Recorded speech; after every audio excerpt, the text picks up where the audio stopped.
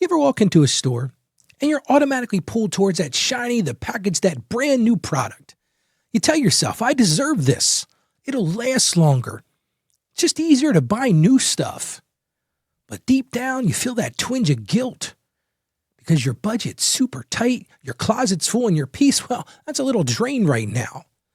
But what if I told you buying used didn't mean buying less than, but actually might be buying more? More margin, more joy, and ultimately more purpose.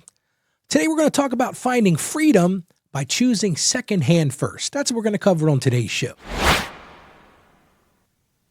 Hey friend, welcome back to your daily Financially Confident Christian. I'm Ralph, and I am so glad that you're here joining me as we pursue that big question. How can I become a financially confident Christian? And we continue on our series Beyond the Budget, really finding financial freedom through choosing intentional living. Now, if you missed yesterday's show, we talked all about mindful spending. I'm encouraging you to go check that out if you missed it. And today we're talking about, is there joy? And better than that, savings in buying stuff secondhand. So let's talk today. Picture this. You're out shopping for a coffee table. Maybe you're scrolling online or maybe you're actually out physically shopping. You walk into Target, you're walking through the furniture, and next thing you know, boom, there it is. Brand new, perfect style, perfect color. It'll fit exactly in the place where you want to put it in the room. And it's got a low price of only $289. And instantly your heart says, yes, I got to have that. But your bank account says not today. But still you justify it. But what if you took a few extra minutes, just a couple of extra minutes, and thought, wonder if I checked Facebook Marketplace? And what if I was able to find that exact same style, barely used for, listen to this, only $60? See, this isn't just about coffee tables. It's jackets. It's kids' bikes. It's those books you want to read. It's those blenders for the kitchen. See, we live in a world wired to worship the new. But that addiction to the new, it's expensive and it's exhausting from a financial perspective. But here's the thing you got to understand. Buying secondhand isn't just smart. It's spiritual. Now you're wondering, how is Ralph going to tie this in? Well, let me tell you right now. Let's look at the book of John, chapter 6, verse 12. It says this.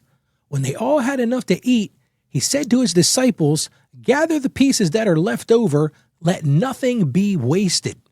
See, Jesus himself didn't waste leftovers. He saw value even in the extra scraps of a miracle. Let's look at Proverbs chapter 21, verse 20. It says this. I've used this on the show many times. The wise store up choice food and olive oil, but fools gulp theirs down. Think about that for a second. The wise store up choice, but the fools gulp theirs down. See, that means something very important to what we're talking about today. And it's what this whole series is about. That means the wise are intentional. See, if you want to be wise, you save, you preserve, and you don't devour everything at once, buying everything new. And see, here's my connection, and I truly believe this.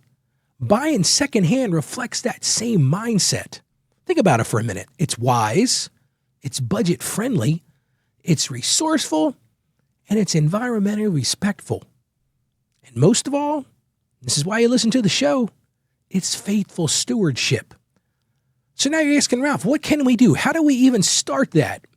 Let me just tell you right now, it's not complicated. It's really pretty simple. Just look for secondhand options before defaulting to that new default setting. Just pause and check first. So here's your one action step for today. I want you to start by identifying one thing you need. Think of something you need in the next 30, 60, or 90 days even. Maybe you need a new bookshelf for the kids going back to school. Or you need a coat for the fall and winter. Maybe you need a blender for the kitchen. Or hey, maybe you've got that vacation scheduled and you need that suitcase. So start by that. Think of something you're going to need in the next 30, 60, or 90 days and just write that down. Then I just want you to go search secondhand first.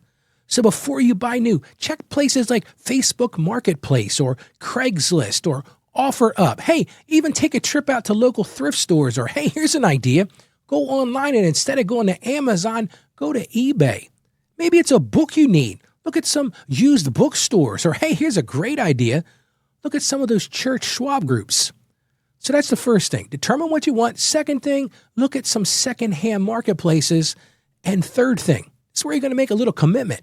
Commit to trying secondhand. Hey, even if it's just once, just one item. If it works, celebrate. If not, there's no shame. Listen, I'm going to tell you, I did this personally. Remember when I started my own practice back 20 years ago?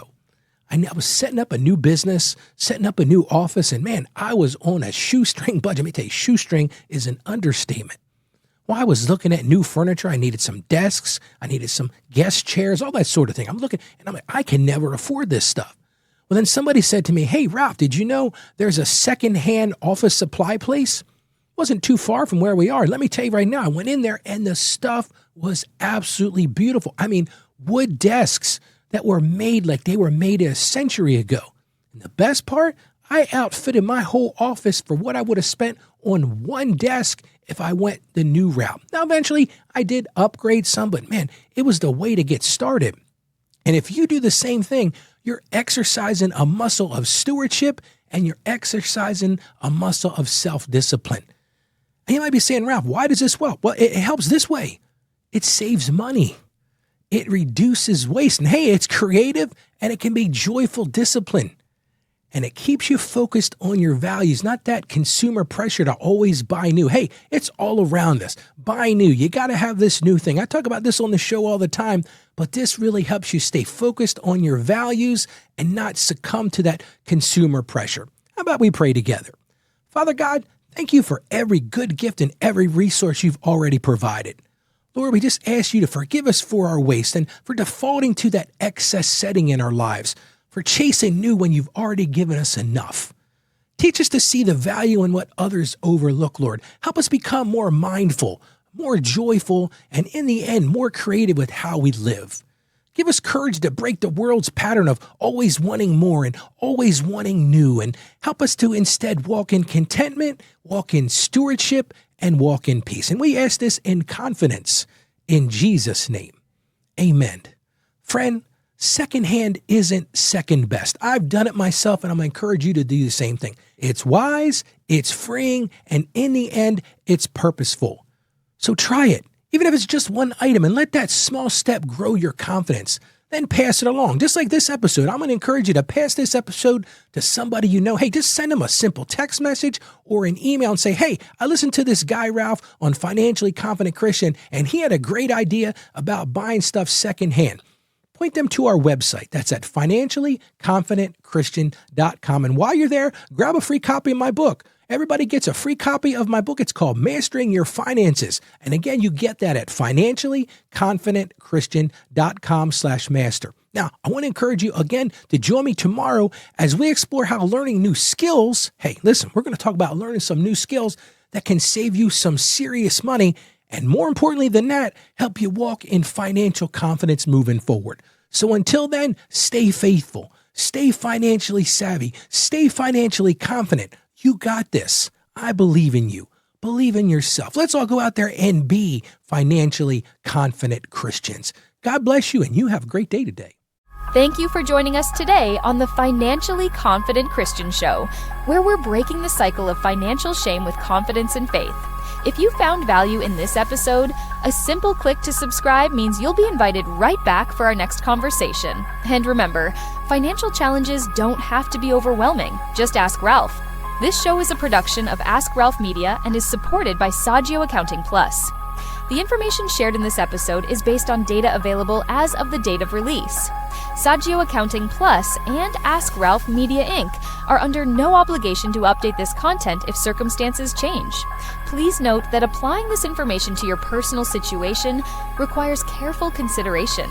This episode is not intended to serve as financial, tax, or legal advice. Always consult your trusted tax advisor or attorney before taking action based on anything we've discussed.